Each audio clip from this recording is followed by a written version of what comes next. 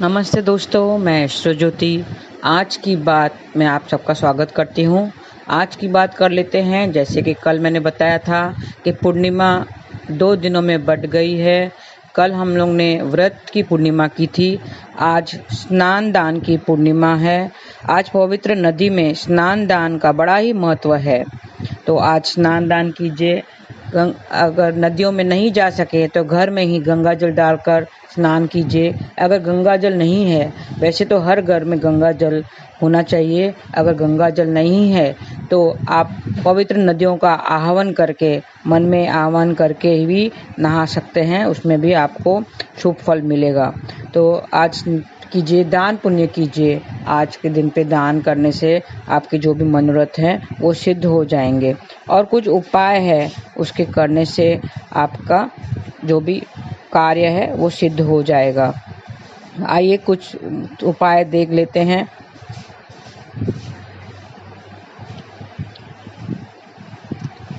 पीले रंग के कपड़े में चावल भरकर उसकी पोटली बनाएं।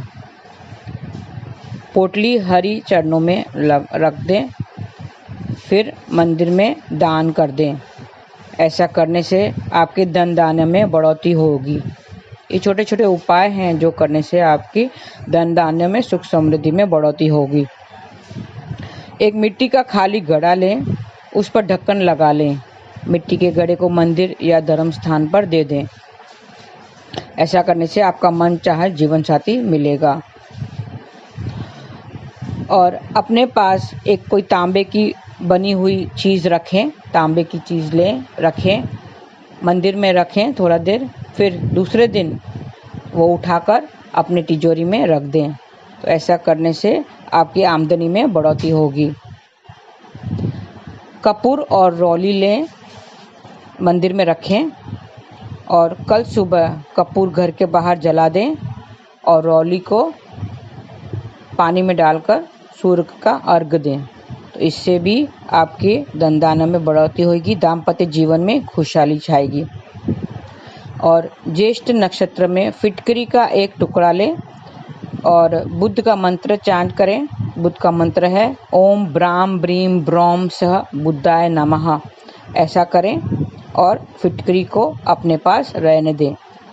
तो इस तरह से ये छोटे छोटे उपाय करने से आपकी आमदनी में बढ़ोतरी होगी। और आज नारियल को श्री विष्णु के मंदिर में दान करें। अगर श्री विष्णु के मंदिर में नहीं जा सके तो कोई भी मंदिर में जाके दान कर दें। तो इससे आपके बिजनेस में भी तरक्की होगी। तो ऐसे बिजनेस में तरक्की के लिए, दाम्पत्य जीवन को खुशहाल करने के लिए, आप सुख समृद्धि पाने के लिए ये छोटे छोटे उपाय कर सकते हैं। आज और एक बात है, आज कबीर जयंती है। कबीर जी की जयंती है। कबीरदास जी एक भगवान श्री राम के बहुत बड़े भक्त थे और संत कबीर की जयंती भी मनाई जाएगी आज। तो उसके बारे में कुछ बता देती हूँ।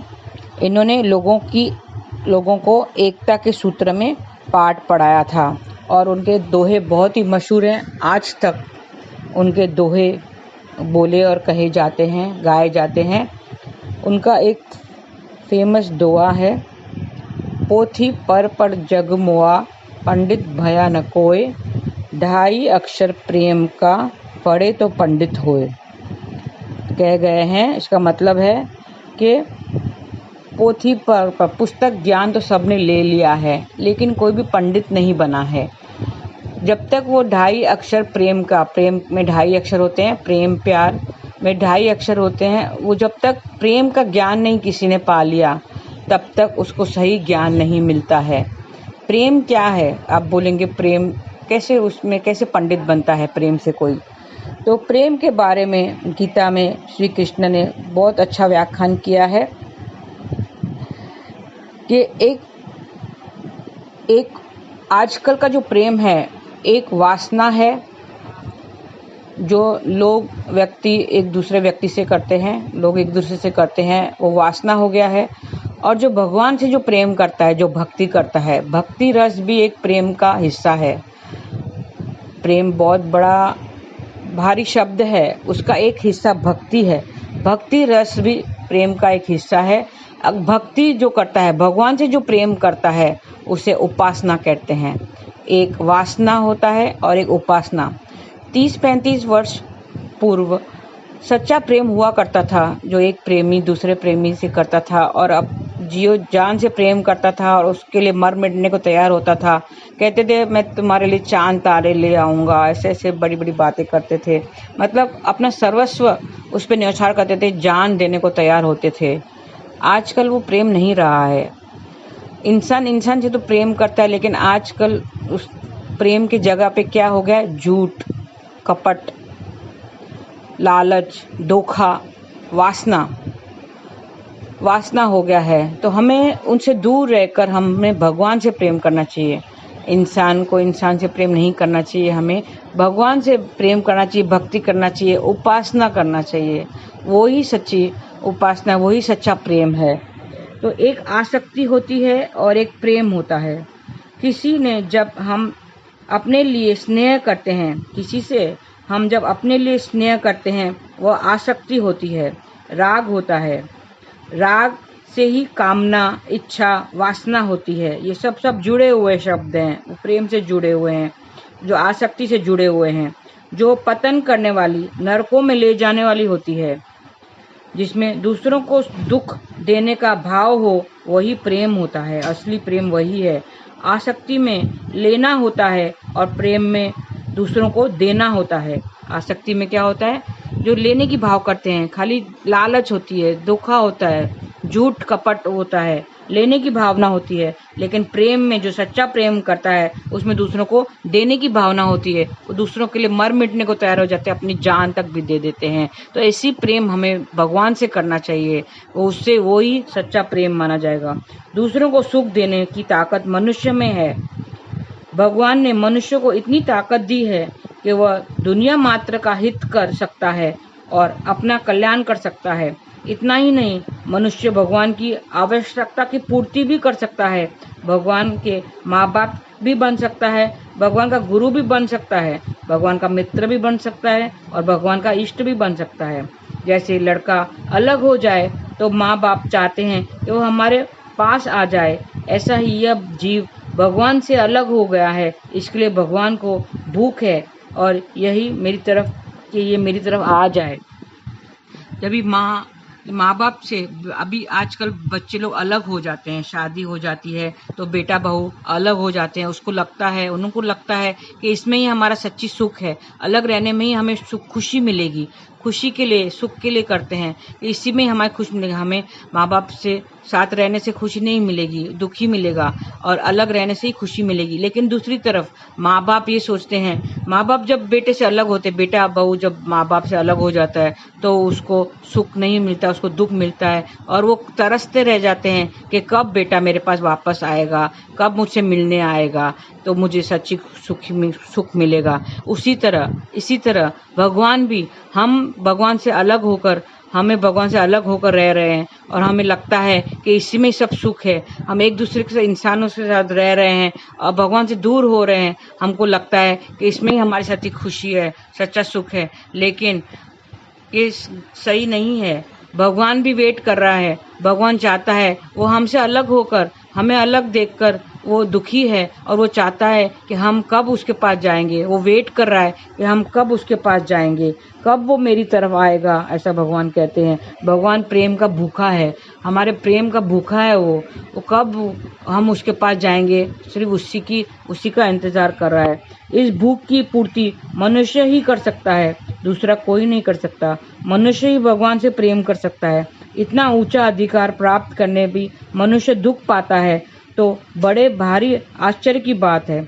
मैं कितना ऊंचा बन सकता हूँ, यहाँ तक कि भगवान का भी मुकुटमणि बन सकता हूँ। आप कृपा करके ध्यान दो कि कितना विलक्षण बात है।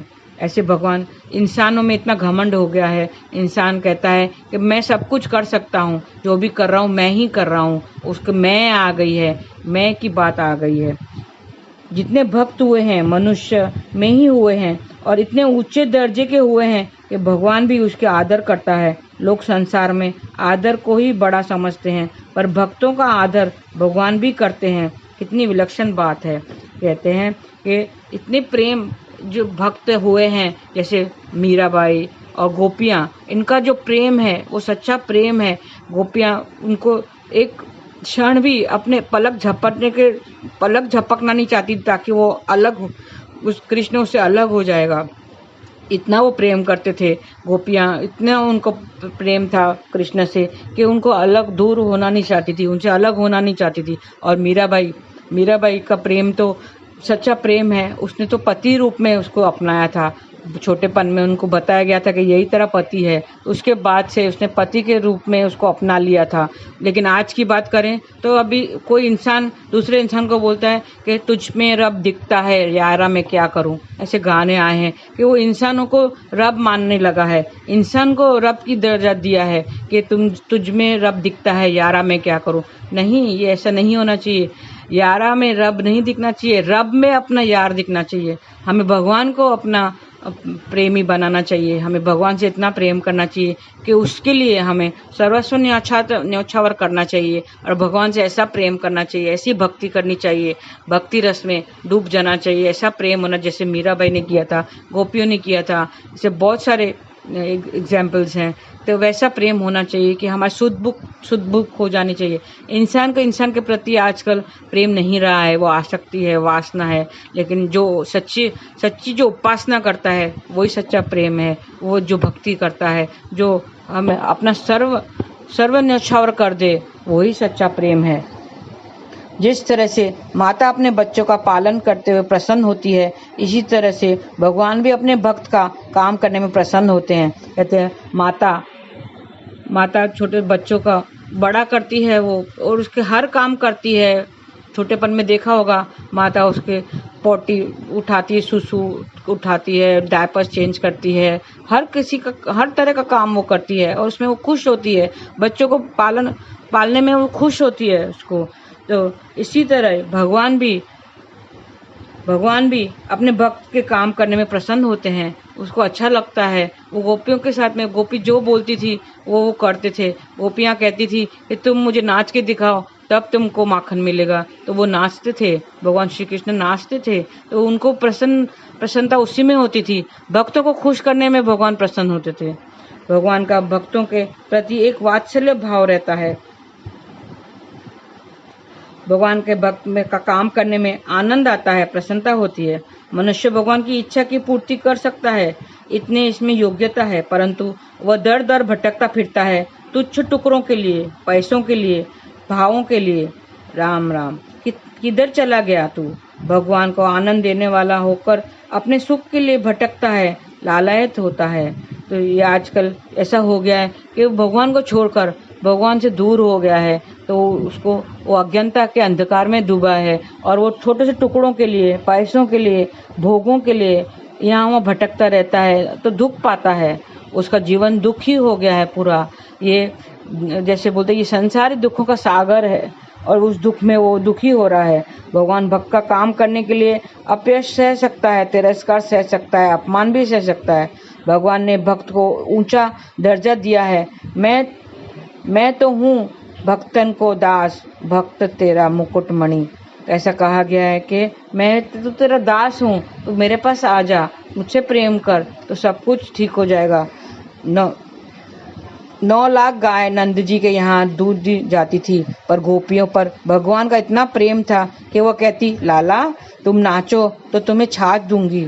तो वे छाछ के लिए नाचने लग जाते थे। हृदय का प्रेम भगवान को बहुत मीठा लगता है। भगवान से कोई कामना नहीं, कोई इच्छा नहीं, केवल भगवान प्यारे लगे, मीठे लगे, यह भक्तों का भाव होता था। यह तो प्रेम है, यही तो प्रेम है, वह दोनों को भाता है। अर्थात भक्त भगवान से आनंदित होते हैं और भगवान भक्त से।